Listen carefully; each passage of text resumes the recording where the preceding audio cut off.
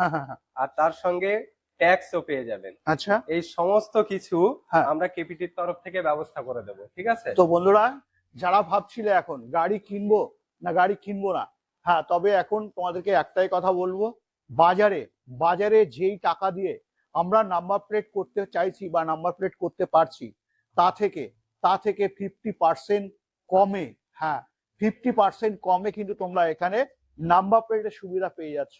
হ্যাঁ, number plate পাচ্ছ, সাথে পাচ্ছ ট্যাক্স, ইন্স্যুরেন্স, সাথে সাথে ব্লু বুক। হ্যাঁ, ব্লু বুকটা কিন্তু আমাদের খুবই একটা গুরুত্বপূর্ণ একটি ভূমিকা রাখে একটা গাড়ির ক্ষেত্রে। তবে তোমাদেরকে বলে রাখি, যারা ভাবছিলে এখন ই রিক্সা কিনবে, হ্যাঁ, আমি তোমাদেরকে একটু বলে রাখি বন্ধুরা, তোমাদের ইনফরমেশনের জন্য, যারা এখন এই সময় ভাবছো টোটো কিনবো, হ্যাঁ, এই টোটো নামে কিন্তু কোনো গাড়ি বা ই ভেহিকলস এর আওতায় কিন্তু পড়ে না।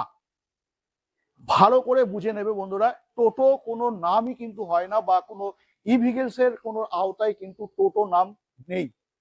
ই ভেহিকলস এর আওতায় আছে ই রিক্সা। যেমন আমি তোমাদেরকে দেখাবো, এখানে তোমরা দেখতে পাচ্ছ যে কেপিটি মোটরস একদম সিধা সাপটা কিন্তু লিখে রেখেছে ইভি, ই ভেহিকলস, যেটা তোমরা বুঝতে পারছো কেপিটি মোটরস।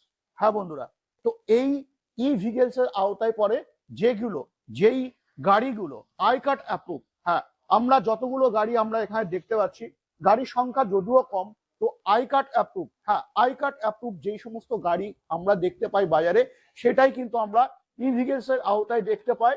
এবং আমরা দেখি যেটা হচ্ছে ই ভেহিকলস এর আওতায়, সেটা আমি তোমাদেরকে একটু দেখাবো। যেটা তোমরা এখানে দেখতে পাচ্ছ, এই থাকছে কিন্তু আই কার্ড অ্যাপ্রুভাল, যেটা হচ্ছে সার্টিফিকেট, এবং স্টিকার তোমরা কিন্তু এখানে দেখতে পাচ্ছ, যেটা থাকছে কেপিটি মোটরস এর কিন্তু স্টিকারে তোমরা কিন্তু দেখতে